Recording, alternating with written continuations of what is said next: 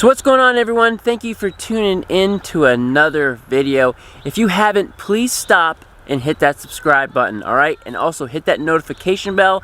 It will allow you guys to know when I release new videos. On today's vlog, I want to talk to you guys about the chickens, and we have some work to do over there. But before we go there, I'm going to take you guys out into the garden. Things are absolutely amazing. And I think Triana is out harvesting some cucumbers. What do you got in here, hon? A jungle of cucumbers. It's looking really good. I mean, we have a lot of volunteer tomatoes from what are they? Cherry tomatoes from last year. I keep giving them away. We've dug them up and given them to people, and or just ripped them out and given them to the pigs or the chickens because they're taking over everything. I mean, it's amazing though. It looks like they were planted because it's in a row. Well, this is where they were last year. I think they just know, all but dropped. you think it would just be a big area. But yeah, look at all the, we're getting some cucumbers here. That's so cool. Right there. The corn's growing good. You got one? Is that good? Is that good, honey? This makes my heart so happy. You save so much money by doing this. Like a cucumber like this, an organic cucumber in the store, at least $1 each. Like we get them in those packs of 5. Half the time, half of them are rotten, and spray from our own backyard. And that's what's absolutely amazing of growing your own food. You cut costs on the grocery bill, and that's huge, especially a family of 7. We're growing, and you get the kids eating very young, healthy food young, right? Is that for me? Ooh, that's good. That's nice and juicy. So I'm really glad to see that we have started to harvest some crops from the garden. We're getting a lot of cucumbers, beans, and peas right now. We ended up doing all of our beets, so that is really exciting. But one of the things that I really wanted to talk to you guys about was the chickens. When I came out here to do the chores this morning, I ended up finding a chick inside the brooder, completely deheaded, and it was gutted.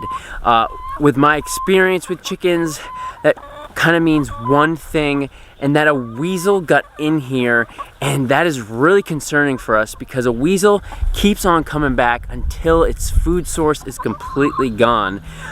Luckily, I have to move these birds out onto the pasture because we're going to be getting another round tomorrow. So we're going to do that. I'm going to try to fix some holes. The only thing I could really find was probably the door. The door that I ended up remaking has a little crack in it, so I gotta fix that. But I wanted to talk to you guys today about different predators and what we have experience with.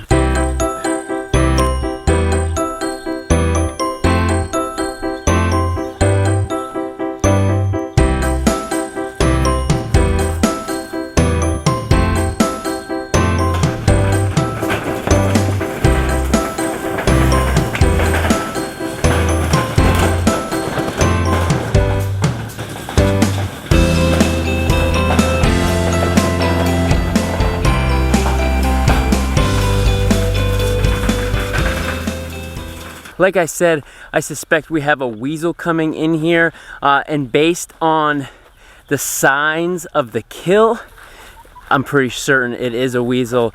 The no head, the gutting, the beak was nizzled all the way off. So I gotta get these birds out and put them on the pasture and get them secure. I want the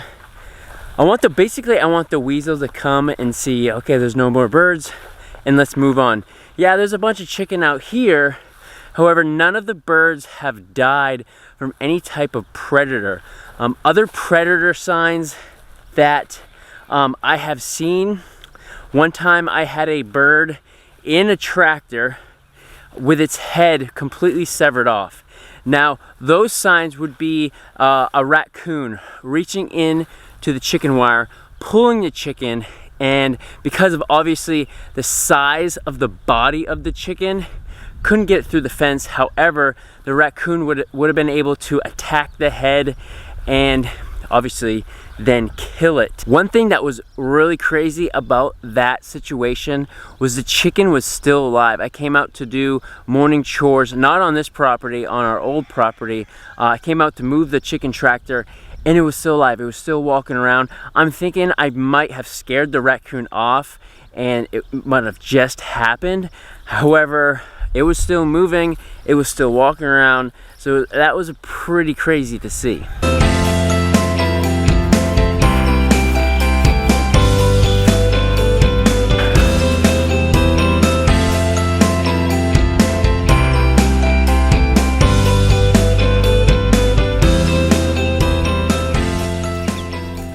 So I just moved over 37 into this tractor, and that is good because all the birds are accounted for.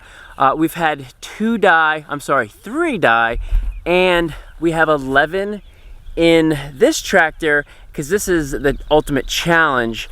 So that is good news because we don't have any missing birds. That means this weasel didn't come and take one out in the middle of the night, and I'm assuming this was the first time. So I'm hoping tonight it's gonna come back, it's gonna see no birds, and it's gonna move on. And that's the ultimate goal. I mean, we're getting new birds tomorrow night, so we're gonna see. However, I do need to fix this door, and that will help this issue as well. Some other signs, if you come across a chicken that is dead and you see that it's just breasted out, it hasn't been gutted, and its crop is missing, a good chance is that you have a possum on your property attacking your birds.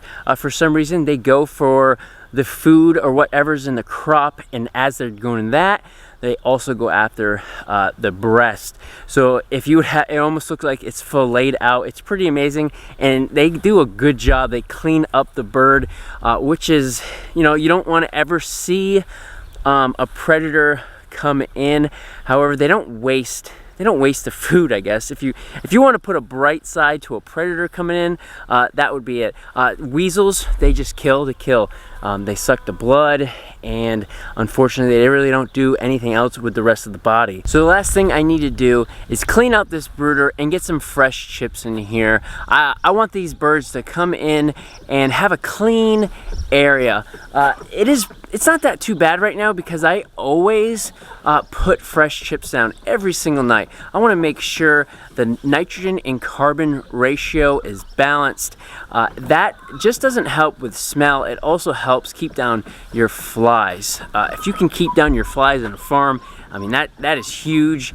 And if you guys have any other tricks for that, I mean, we use predators, we do rotational grazing. That's one thing that we always try to focus on, is keep the flies down. So if you guys have any tricks on that, please leave some comments down below. I would love to hear what you guys do on your property.